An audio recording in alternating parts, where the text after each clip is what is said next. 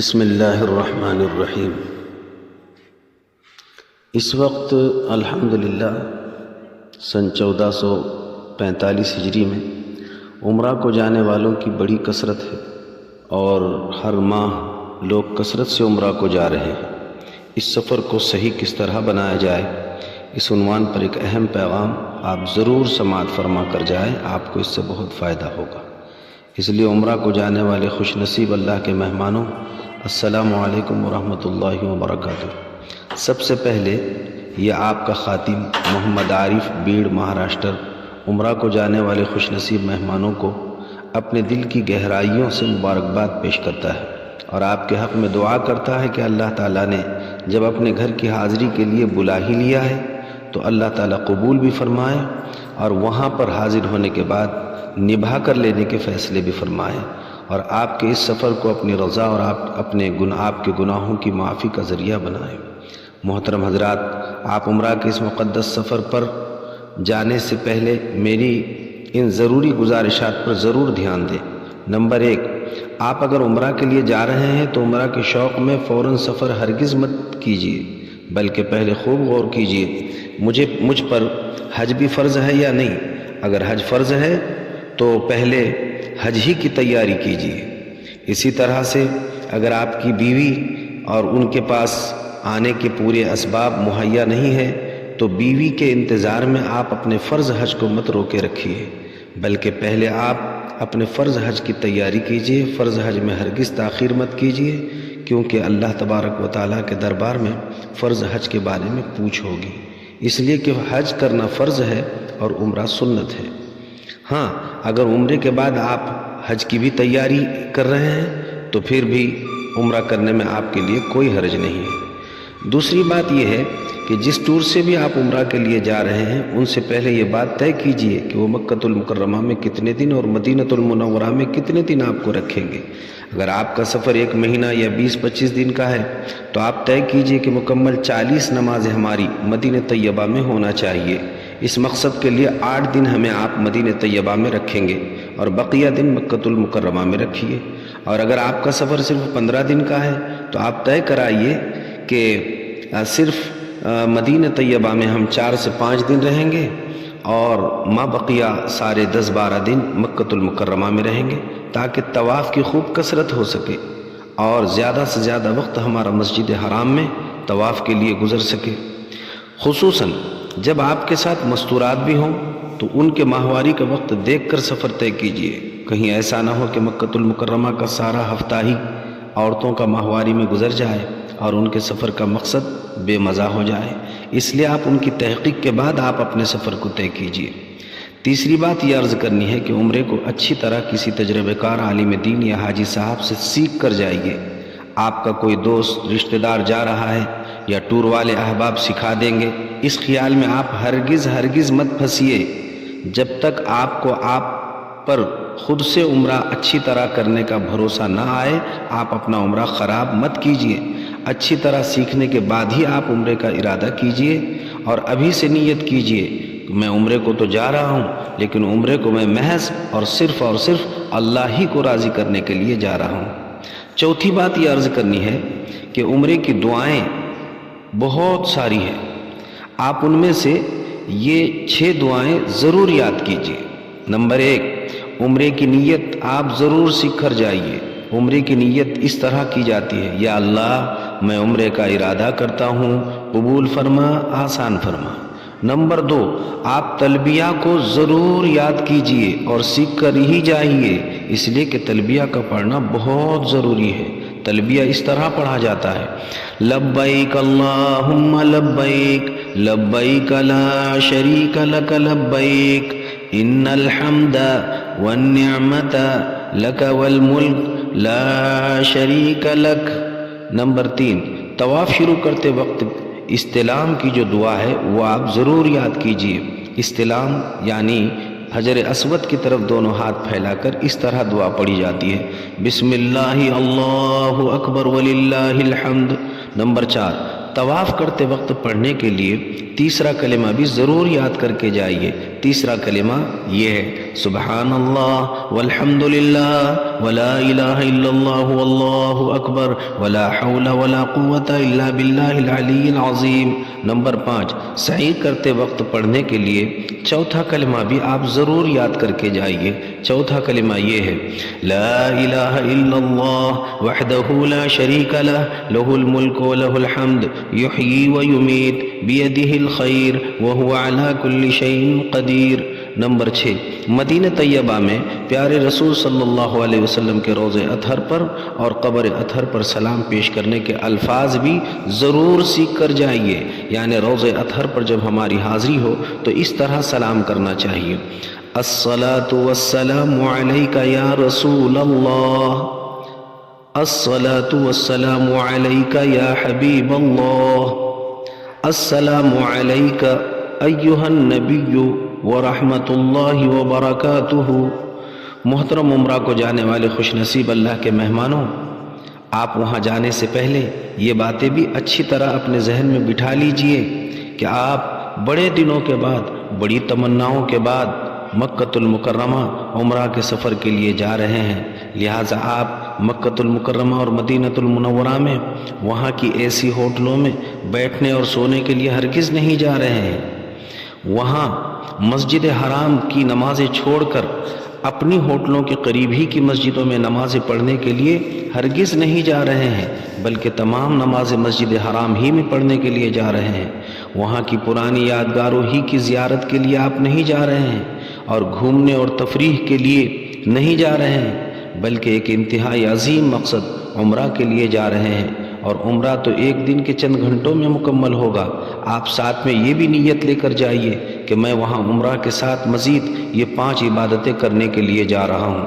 Number 1، مکۃ المکرمہ کے قیام کے دوران 5 نمازیں مسجد حرام ہی میں پڑھنے کے لیے جا رہا ہوں، جہاں پر ایک نماز پڑھنے کا ثواب 1,00,000 نمازوں کے برابر ہے۔ نمبر 2، میں مکۃ المکرمہ میں عمرہ کے بعد کم از کم 50 طواف کرنے کے لیے جا رہا ہوں، جیسا کہ حدیث پاک میں ہے جو شخص 50 طواف کرے، 50ویں طواف کے دن سورج اس کے تمام گناہوں کو لے کر ڈوبتا ہے۔ نمبر 3، وہاں کم از کم 1 قرآن مکمل پڑھنے کے لیے میں جا رہا ہوں، اس لیے کہ وہاں ہر نیکی 1,00,000 نیکیوں کے برابر ہے، تو آپ کو 1 قرآن پڑھنے پر 1,00,000 قرآن پڑھنے کے برابر اللہ اجر و ثواب عطا فرمائیں گے۔ نمبر 4، وہاں میں اللہ کے دربار میں دعائیں مانگنے کے لیے جا رہا ہوں، اس لیے کہ وہاں کون سا مقام ایسا ہے جہاں دعائیں قبول نہ ہوتی ہو، اور ہماری کون سی ضرورت ایسی ہے جو ہماری اللہ سے وابستہ نہ ہو رہی ہو۔ اس لیے ہر وقت آپ وہاں پر دعاؤں کا اہتمام کرتے رہیں گے، گویا آپ کا سفر ہی اللہ سے دعائیں مانگنے کے لیے ہو رہا ہے۔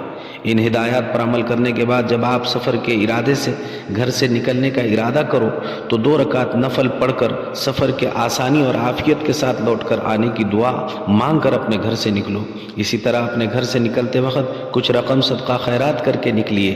اسی طرح سے گھر سے نکلتے وقت جب آپ چوکھٹ سے باہر نکل رہے ہو تو یہ دعا ضرور پڑھنے کا اہتمام کیجیے، بسم اللہ توکلت علی اللہ لا حول ولا قوة الا باللہ۔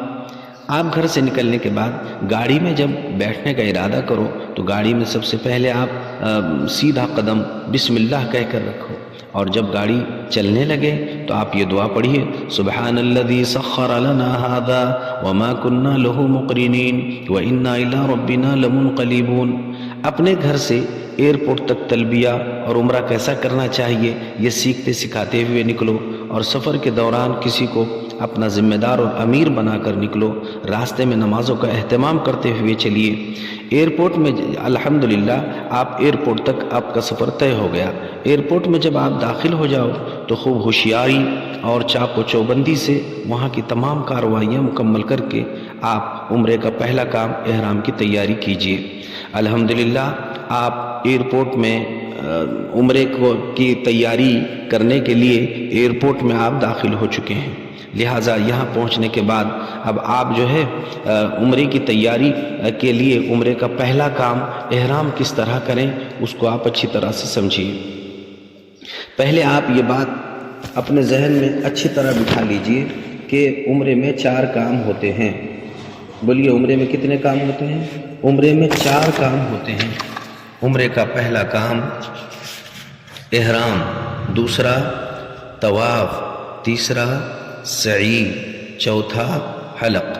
ان 4 کاموں کو عمرہ کہتے ہیں۔ پھر سنیے کہ عمرے میں 4 کام ہوتے ہیں: احرام، طواف، سعی اور حلق۔ یہ بھی بات ذہن میں رکھیے، ان 4 کاموں کو 4 الگ الگ جا کر ادا کیا جاتا ہے۔ عمرے کا پہلا کام احرام ہے۔ احرام شروع کیا جاتا ہے میقات سے یا علاقائی ایئرپورٹ سے۔ عمرے کا دوسرا کام طواف ہے۔ طواف کیا جاتا ہے مکہ میں جا کر بیت اللہ شریف کا۔ عمرے کا تیسرا کام سعی ہے۔ سعی کی جاتی ہے صفا مروہ پر جا کر، صفا مروہ کے درمیان میں۔ عمرے کا چوتھا کام حلق ہے۔ حلق اور قصر کیا جاتا ہے سر کے بالوں کا حجام کی دکان میں جا کر۔ اس طرح ان 4 کاموں کو 4 الگ الگ جگہوں میں جا کر ادا کرنے کو عمرہ کہتے ہیں۔ الحمدللہ ہم عمرے کا پہلا کام احرام شروع کرنے کے لیے اب گویا بمبئی ایئرپورٹ پر پہنچ چکے۔ لہٰذا بمبئی ایئرپورٹ میں ہمیں کتنے کام کرنا ہے؟ آپ یہ بات ذہن میں رکھیے کہ بمبئی ایئرپورٹ میں احرام کا پہلا کام، عمرے کا پہلا کام احرام شروع کرنے کے لیے ہمیں یہ 5 کام کرنے ہیں۔ نمبر 1، ایئرپورٹ میں اگر موقع ہو تو غسل کریں گے ورنہ وضو کریں گے۔ نمبر 2، بغیر سلی ہوئی 2 چادریں پہن لیں گے۔ نیچے کی چادر بطور لنگی پہن کر اوپر والی چادر اوڑھ لیں گے اور بدن سے انڈر ویئر، بنیان اور سارے ہی سلے ہوئے کپڑے نکال دیں گے۔ البتہ عورتیں اپنے ہی لباس میں رہیں گی۔ نمبر 3، مکروہ وقت نہ ہو تو 2 رکعت نفل نماز سر ڈھک کر اس طرح نیت کر کے پڑھیں گے: میں 2 رکعت نفل نماز احرام کی نیت سے پڑھتا ہوں، رخ میرا کعبہ شریف کی طرف۔ پھر پہلی رکعت باندھ کر پہلی رکعت میں سورہ فاتحہ کے بعد قل یا ایھا الکافرون اور دوسری رکعت میں سورہ فاتحہ کے بعد قل ھو اللہ احد کا سورہ پڑھ کر 2 رکعت مکمل ادا کر کے سر سے چادر ہٹا دیں گے۔ نماز کے بعد خوب جی لگا کر سفر اور ارکان حج کے آسانی سے ادائیگی کے لیے دعا مانگیں گے۔ نمبر 4، اسی مجلس میں عمرہ کی اس طرح نیت کریں گے۔ اگر عربی میں یاد ہے تو آپ کہیں گے اللہم انی ارید العمرۃ فیسرھا لی وتقبلھا منی، یا اردو میں اس طرح کہیے: اے اللہ میں عمرے کا ارادہ کرتا ہوں، قبول فرما، آسان فرما۔ اس کے بعد نمبر 5، آپ نیت کرتے ہی تلبیہ اس طرح پڑھیں گے: لبیک اللہم لبیک لبیک لا شریک لک لبیک ان الحمد والنعمت لک والملک لا شریک لک۔ تلبیہ پڑھ کر اللہ تعالیٰ کی حمد و ثنا اور پیارے رسول صلی اللہ علیہ وسلم پر درود پڑھ کر اللہ تعالیٰ شانہ سے جو چاہے دعا کیجئے، انشاءاللہ یہاں پر دعائیں قبول ہوتی ہے۔ الحمدللہ آپ کے عمرے میں 4 کام بتائے گئے تھے۔ پہلا کام احرام تھا، آپ کا یہاں پر تلبیہ پڑھتے ہی عمرے کا پہلا کام احرام شروع ہو چکا ہے۔ اب آپ پر 2 پابندیاں اس حالت میں آتی ہے۔ نمبر 1، آپ کثرت سے جب بھی جہاں بھی جس حالت میں رہیں تلبیہ پڑھتے رہیں گے۔ تلبیہ جب بھی پڑھیں گے 3 مرتبہ پڑھیں گے، بلند آواز سے پڑھیں گے۔ البتہ عورتیں اپنی آہستہ آواز سے تلبیہ پڑھتی رہیں گی۔ اور دوسری پابندی آپ پر جو آ رہی ہے وہ ہے احرام کی پابندیاں، یعنی احرام کی حالت میں مرد و عورتیں کسی قسم کی کوئی خوشبو ہرگز استعمال نہیں کریں گے۔ چنانچہ صابن نہیں استعمال کریں گے، ٹیشو پیپر استعمال نہیں کریں گے، جھیڈو بام استعمال نہیں کریں گے، ٹوتھ پیسٹ استعمال نہیں کریں گے۔ جن چیزوں میں خوشبو آتی ہے، عطر، مہندی وغیرہ، ان سب چیزوں کو آپ استعمال نہیں کریں گے۔ نمبر 2، مرد حضرات سلے ہوئے کپڑے ہرگز نہیں پہنیں گے۔ ٹوپی، بنیان، انڈر ویئر، اس قسم کی کوئی چیز مرد حضرات نہیں پہن سکتے۔ البتہ عورتیں اپنے سر پر رومالی باندھیں گی اور اسی طرح سے وہ اپنے ہی کپڑوں میں رہیں گی، وہ موزے دستانے پہن سکتی ہے۔ عورتوں کے لیے یہ پابندی نہیں ہے۔ تیسری بات جو بہت زیادہ اہم ہے وہ یہ ہے کہ حالت احرام میں آپ اپنے بال اور ناخن نہ کاٹیں گے نہ گرنے دیں گے۔ چھٹی بات، میاں بیوی اپنی خواہشات والی بات چیت بھی حالت احرام میں نہیں کریں گے۔ مرد حضرات اپنے پیر کے بیچ میں جہاں پر جوتے کا تسمہ باندھا جاتا ہے، ابری ہوئی ہڈی، اس کو نہیں چھپائیں گے۔ اس لیے سلیپر یا سینڈل پہن کر ہی مرد حضرات عمرے کے لیے روانہ ہوں گے۔ بہرحال ان پابندیوں کے ساتھ الحمدللہ ہم جو ہے بمبئی ایئرپورٹ سے اب ہوائی جہاز میں بیٹھ کر سنت کے مطابق سفر کریں گے اور جدہ پہنچ جائیں گے۔ جدہ کے بعد آپ انشاءاللہ العزیز وہاں سے اپنی رہائش گاہ اور ہوٹل میں آپ کو پہنچا دیا جائے گا۔ محترم حضرات، اس وقت آپ تلبیہ کی خوب کثرت کیجئے، کسی جگہ بھی آپ تلبیہ کو نہ بھولیے، اور یہ بات یاد رکھیے ہوائی جہاز سے بمبئی سے جدہ تک 5 گھنٹے کا سفر آپ کا ہوگا۔ 2 گھنٹے آپ کے مزید یوں سمجھیے کہ جدہ میں گزر گئے، یہ 7 گھنٹے ہو گئے، اور 2 گھنٹے آپ یہاں سے جدہ سے مکہ المکرمہ پہنچنے کے لیے آپ کو لگیں گے۔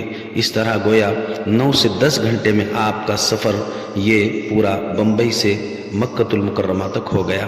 اب مکہ المکرمہ میں آپ کو عمرہ کرنے کے لیے مزید 2 گھنٹے چاہیے۔ جیسے ہی آپ اپنے ہوٹل میں داخل ہو جائیں تو ہوٹل میں پہنچنے کے بعد آپ اپنے سامان وغیرہ کو اچھی طرح رکھیے۔ تھکے ہوئے ہیں تو آپ پہلے اچھی طرح آرام کیجئے، بھاگا بھاگی مت کیجئے، چونکہ عمرہ ہے، بڑا اہمیت کا حامل عمل ہے، اس لیے اہتمام کے ساتھ کیجئے۔ آپ تھکے ہیں تو آپ پہلے اپنی نیند مکمل کیجئے تاکہ چستی اور پھرتی کے ساتھ، مضبوطی کے ساتھ آپ اپنا عمرہ مکمل کر سکیں۔ آپ چونکہ سیکھے ہوئے ہیں تو سیکھ کر گئے ہیں، اس لیے عمرہ پورا سیکھ کر ہی اپنے ترتیب سے کرنا آپ پر ضروری ہے۔ اب الحمدللہ آپ اپنی رہائش گاہ سے عمرے کا دوسرا کام طواف کرنے کے لیے مکہ معظمہ میں آپ مسجد حرام کی طرف آپ جا رہے ہیں۔ جانے سے پہلے ایک مرتبہ اچھی طرح سوچئے کہ میں نے کس طرح عمرہ سیکھ کر آیا ہے، اسی طرح سے مجھے یہاں پر انجام دینا ہے۔ کسی کا دیکھا دیکھی اور اس طرح اپنے وقت کو ضائع نہیں کریں گے۔ اسی کے ساتھ ساتھ آپ ایک بات ذرا خاص طور پر ذہن میں رکھیے کہ سن 1445 ہجری 2024 عیسوی میں بھی مطاف میں اگر آپ کو نیچے سے جا کر طواف کرنا ہے تو اس وقت 2 ہی گیٹ کھلے ہوئے ہیں۔ پہلا گیٹ نمبر 79 جو باب ملک فہد کہلاتا ہے، اور دوسرا گیٹ نمبر 3 ہے جو باب ملک عبدالعزیز کے قریب ہے۔ انہی 2 گیٹوں سے آپ مسجد حرام میں داخل ہو سکتے ہیں، اس لیے آپ ان گیٹوں کی پہلے تحقیق کریں اور اسی طرف سے جو ہے مسجد حرام میں داخل ہونے کی فکر اور کوشش کریں۔ جب آپ طواف کے لیے مسجد حرام میں داخل ہوں تو پہلے سیدھا قدم رکھیے، مسجد میں داخل ہونے کی دعا پڑھیے، پھر نیچے لکھی ہوئی ان 14 باتوں پر عمل کیجئے تو آپ کا طواف مکمل ہو جائے گا۔ بیت اللہ شریف پر نگاہ پڑتے ہی آپ دونوں ہاتھ اٹھا کر دعا مانگنے کا اہتمام کریں گے، لیکن وہاں اب اس وقت زیادہ ٹھہرنے کا اور کھڑے ہونے کا موقع نہیں دیا جاتا ہے، اس لیے ان کو جو ہے وہاں پر ٹھہرنے کا موقع نہیں دیا جاتا ہے، اس لیے آپ جو ہے اپنے انداز سے ہلکی پھلکی دعا کریں گے، اور دعا اللہ تبارک و تعالیٰ سے خانہ کعبہ پر نگاہ پڑتے ہی اس طرح پہلے کہیے: اللہ اکبر لا الہ الا اللہ، اللہ اکبر لا الہ الا اللہ، اللہ اکبر لا الہ الا اللہ۔ یہ کہتے ہی آپ نے دونوں ہاتھ اٹھا کر اللہ تعالیٰ سے دعا مانگی ہے: اے اللہ، آپ کے اس مقدس گھر کو دیکھ کر آپ کے تمام نبیوں نے، تمام رسولوں نے، تمام مقبول بندوں نے آپ سے جو بھی مانگا ہے وہ سب مجھے عطا فرمائیے، اور جن سے پناہ مانگی ہے میری بھی حفاظت فرمائیے۔ اسی طرح آپ دعا میں کہیے: اے اللہ، میں جب بھی، جو بھی، جہاں بھی آپ سے دعائیں مانگوں میری وہ ساری دعاؤں کو قبول فرمائیے۔ اسی طرح آپ اللہ سے کہیے: اے اللہ، مجھے ظاہری باطنی تمام بیماریوں سے میری حفاظت فرمائیے اور حیات طیبہ اور طویلہ عطا فرمائیے۔ اسی طرح آپ اپنے لیے، اپنے آل اولاد کے لیے، بیوی بچوں کے لیے اور بھائی بہنوں کے لیے اور پورے امت مسلمہ کے حق میں آپ دعا مانگیے۔ یہ بڑا مقبول وقت ہے، آپ کو یاد آ جائے تو اس سیاہکار محمد عارف کے حق میں بھی آپ ضرور 2 جملوں کی سفارش اللہ کے دربار میں پیش کیجیے، آپ کا بڑا احسان ہوگا۔ دعا کے بعد مرد حضرات اضطباع یعنی احرام کی چادر سیدھی بغل میں سے لے کر بائیں کندھے پر ڈالیں گے اور سیدھا کندھا کھلا رکھیں گے۔ نمبر 3، حجر اسود کی طرف آ کر تلبیہ پڑھنا بند کر دیں گے۔ مسجد حرام میں ہری لائٹ جس طرف ہے اسی طرف حجر اسود ہے۔ نمبر 4، حجر اسود کے سامنے طواف کی نیت اس طرح کیجیے، یا اللہ میں عمرے کا طواف کرتا ہوں، آپ میری طرف سے قبول فرمائیے اور میرے لیے آسان فرمائیے۔ حجر اسود کے سامنے نیت کر کے اس طرح کھڑے ہونے کے بعد پہلے حجر اسود کا استقبال کیجیے، یعنی دونوں ہاتھ نماز کی طرح کانوں تک اٹھا کر بسم اللہ اللہ اکبر کہہ کر چھوڑ دیجیے۔ نمبر 6، پھر حجر اسود کا استلام کیجیے، یعنی دونوں ہاتھ حجر اسود کی طرف پھیلا کر بسم اللہ اللہ اکبر وللہ الحمد پڑھ کر دونوں ہتھیلیوں کو چوم لیجیے۔ نمبر 7، طواف شروع کر کے مرد حضرات پہلی 3 چکروں میں رمل یعنی پہلوانی چال میں اکڑ کر چلیں گے، باقی 4 چکر اپنے انداز میں چل کر اس طرح یہ 7 چکر مکمل کریں گے، البتہ خواتین رمل نہیں کریں گی۔ نمبر 8، طواف کے دوران تیسرا کلمہ یعنی سبحان اللہ والحمد للہ ولا الہ الا اللہ واللہ اکبر ولا حول ولا قوت الا باللہ العلی العظیم پڑھنے کا اہتمام کرتے رہیں گے۔ نمبر 9، رکن یمانی سے حجر اسود تک ربنا آتنا فی الدنیا حسنہ وفی الآخرۃ حسنۃ وقنا عذاب النار وادخلنا الجنۃ مع الابرار یا عزیز و یا غفار پڑھتے رہیں گے۔ نمبر 10، 7 چکروں کے بعد 8ویں مرتبہ پھر صرف استلام کریں گے۔ نمبر 11، 8ویں مرتبہ استلام کے بعد استباء ختم کریں گے، یعنی سیدھا کندھا جو کھلا تھا اس کو ڈھانپ لیں گے اور اس کو ڈھانپ کر نمبر 12 2 رکعت واجب الطواف ادا کریں گے۔ واجب الطواف ادا کرنے کے لیے مقام ابراہیم یا اس کے پیچھے جہاں بھی جگہ ملے اس طرح نیت کیجئے، میں 2 رکعت واجب الطواف پڑھتا ہوں، خاص واسطے اللہ تعالیٰ کے رخ میرا عین کعبہ شریف کی طرف۔ پھر پہلی رکعت میں اللہ اکبر کہنے کے بعد سورہ فاتحہ اور قل یا ایھا الکافرون، اور دوسری میں الحمدللہ اور قل ھو اللہ احد کا سورہ پڑھ کر نماز مکمل کر کر خوب اللہ سے دعا مانگیے۔ نمبر 13، ملتزم پر بھیڑ کم ہو تو وہاں جا کر بھی دعا کر کیجیے، ورنہ یہ ضروری نہیں ہے۔ نمبر 14، زمزم کا پانی پیٹ بھر کر پی لیجیے۔ زمزم پانی پیتے وقت آپ قبلے کی طرف رخ کیجیے، سیدھے ہاتھ میں گلاس لیجیے اور اپنی مرادوں پر دھیان کیجیے، بسم اللہ کہہ کر پانی پیجیے اور 3 سانس میں پانی پیئے، اور 3 سانس میں پانی پینے کے بعد الحمدللہ کہیے اور پیٹ بھر کر پانی پینے کا اہتمام کیجیے۔ الحمدللہ، یہاں تک آپ کے عمرے کا دوسرا کام بیت اللہ کا طواف مکمل ہو گیا۔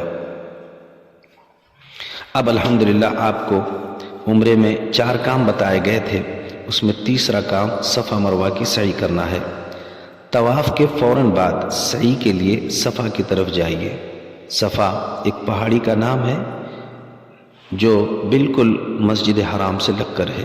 سعی کے لیے جانے سے پہلے پھر ایک بار حجر اسود کا صرف استلام کیجیے، یہ 9ویں مرتبہ استلام سعی کی سنت ہے۔ صفا پر چڑھ کر سعی کی اس طرح نیت کیجیے، یا اللہ میں عمرے کی سعی کرتا ہوں، قبول فرما، آسان فرما۔ سعی کے دوران آپ چوتھا کلمہ پڑھنے کا اہتمام کرتے رہیے، یعنی لا الہ الا اللہ وحدہ لا شریک لہ لہ الملک ولہ الحمد یحیی ویمیت بیدہ الخیر وہو علی کل شیء قدیر۔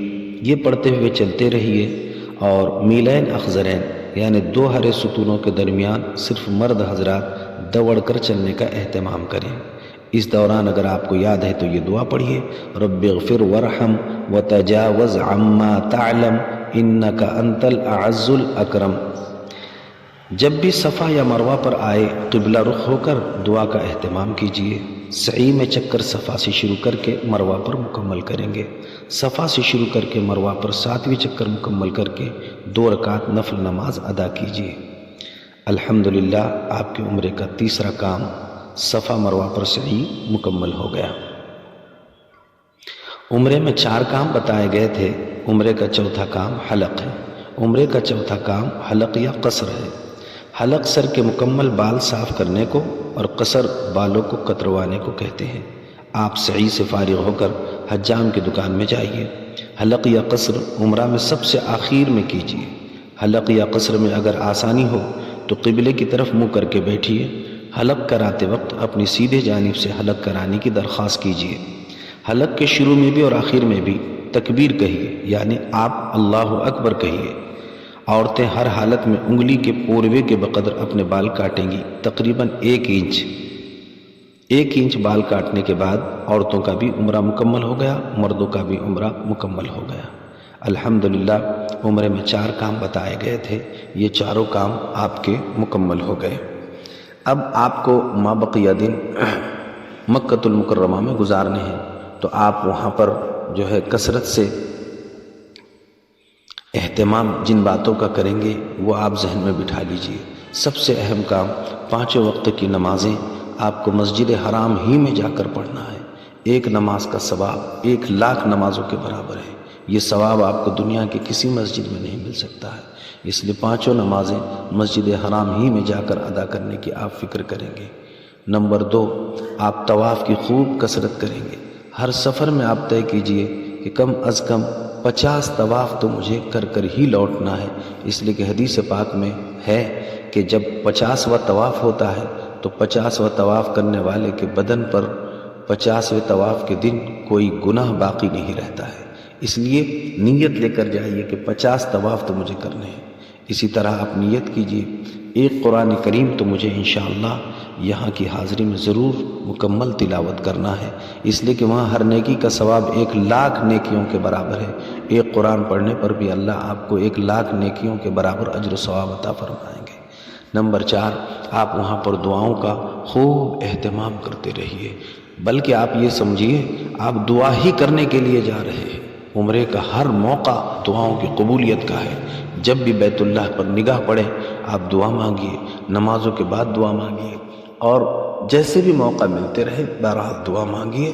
آپ کا یہ سارا کا سارا سفر دراصل دعاؤں ہی کے لیے ہو رہا ہے، اس لیے آپ دعاؤں میں اپنے وقت کو مکمل گزارنے کی فکر کریں گے۔ الحمدللہ اس ترتیب سے آپ کا یہ سفر مکمل ہوگا۔ اس کے بعد آپ مدینہ طیبہ جائیں گے، تو آپ یہ بات بھی ذہن میں رکھیے مدینہ طیبہ کا بڑا نورانی سفر ہے، اس لیے یہاں درود پاک کا ہزاروں لاکھوں مرتبہ پڑھ کر تحفہ لے کر جائیے، اور راستے میں درود پاک پڑھنے کا کثرت سے اہتمام کیجیے۔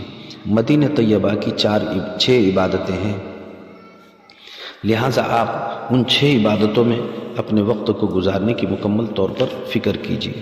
تحفہ حج میں ہے مدینہ پاک کا وظیفہ، یہ 4 چیزیں ہیں: اتباع سنت، درود شریف کی کثرت، باوضو رہنے کی عادت، اور گناہوں سے حفاظت۔ آپ بھی ان باتوں کو اپنے زندگی میں لیجئے اور وہاں کے قیام کے دوران خصوصاً ان باتوں پر عمل کی فکر کیجیے۔ ان باتوں سے آپ کو بہت فائدہ ہوگا۔ یہ آپ کا خادم اکثر حج کی تربیتی نشستوں میں مدینہ منورہ کے اعمال میں ان 6 اعمال کی ترغیب دلاتا رہتا ہے۔ نمبر 1، مدینہ منورہ کے قیام کے دوران روز اطہر پر سلام پیش کرنے کا اہتمام کیجیے۔ آپ طے کیجیے کہ روز آنا مجھے کم سے کم 3 مرتبہ، ورنہ ہر نماز کے بعد یعنی 5 مرتبہ سلام پیش کرنے کے لیے ضرور حاضر ہونا ہے۔ جب بھی حاضر ہوں گے آپ اس طرح سلام پیش کریں گے: الصلاۃ والسلام علیک یا رسول اللہ، الصلاۃ والسلام علیک یا حبیب اللہ، السلام علیک ایھا النبی ورحمۃ اللہ وبرکاتہ۔ یہ آپ اچھی طرح سیکھ کر جائیے۔ محترم عمرے کو جانے والے خوش نصیب اللہ کے مہمانوں، اگر اس وقت یاد آ جائے تو پیارے رسول صلی اللہ علیہ وسلم کے روض اطہر پر ضرور کہیے کہ پیارے حبیب، آپ کے ایک سیاہ کار امتی محمد عارف نے آپ کی خدمت میں سلام عرض کیا ہے۔ نمبر 2، مسجد نبوی میں مسلسل 40 نمازوں کا اہتمام کیجیے اگر آپ کے بس میں ہے، ورنہ جتنی نمازیں پڑھیں اہتمام کے ساتھ پڑھتے رہیے۔ نمبر 3، مدینہ منورہ کے قیام کے دوران درود پاک کا خوب اہتمام کیجیے۔ کوشش کیجیے کہ روزانہ 3000 سے شروع کریں گے، پھر 5000، 10,000، جتنا اللہ تعالیٰ آپ کو آسان کرے درود پاک کی کثرت کیجیے۔ بلکہ آپ سمجھیے کہ مدینہ طیبہ میں آپ کو درود پاک پڑھنے ہی کے لیے بلایا گیا ہے۔ آپ کتنے خوش نصیب ہیں، آپ پڑھ رہے ہیں اور اللہ کے نبی صلی اللہ علیہ وسلم آپ کے منہ سے پڑھا ہوا درود پاک سن رہے ہیں۔ نمبر 4، مدینہ منورہ کے قیام کے دوران قرآن مجید کی تلاوت کا خوب اہتمام کیجیے، اس سے آپ کو بہت فائدہ ہوگا۔ نمبر 5، سنیچر کے دن یا پھر جمعرات کو یا پیر کے دن آپ مسجد قباء جا کر 2 رکعت نفل نماز ادا کیجیے۔ حدیث پاک میں ہے جو کوئی مسلمان مرد و عورت اپنے ہوٹل اور اپنے گھر اور اپنے بلڈنگ سے وضو بنا کر مسجد قباء جا کر 2 رکعت نفل نماز پڑھ لے، اللہ تعالیٰ اسے مکمل عمرے کا ثواب عطا فرماتے ہیں۔ نمبر 6، مدینہ منورہ کے قیام کے دوران ہر عمل سنت ہی کے مطابق انجام دینے کی فکر کیجیے اور آپ ایک ایک سنت کی نگرانی کیجیے۔ سنت کہتے ہیں اللہ کے نبی صلی اللہ علیہ وسلم نے اپنے زندگی میں جو کام جس طرح انجام دیا وہ کام اسی طرح ادا کرنے کا نام سنت ہے۔ لہٰذا آپ صلی اللہ علیہ وسلم جس طرح کھاتے تھے، پیتے تھے، گھر میں داخل ہوتے تھے، باہر نکلتے تھے، مسجد میں جاتے آتے تھے، استنجا کے لیے جس طرح جاتے تھے اور باہر نکلتے تھے، ان تمام مواقع پر آپ بھی ایک ایک سنت کو معلوم کیجئے اور اسی کے مطابق عمل کرنے کی فکر کرتے رہیے۔ انشاءاللہ آپ کو بہت نفع ہوگا۔ اللہ تعالیٰ آپ کے سفر کو قبول فرمائے، خیر و برکت کا ذریعہ بنائے۔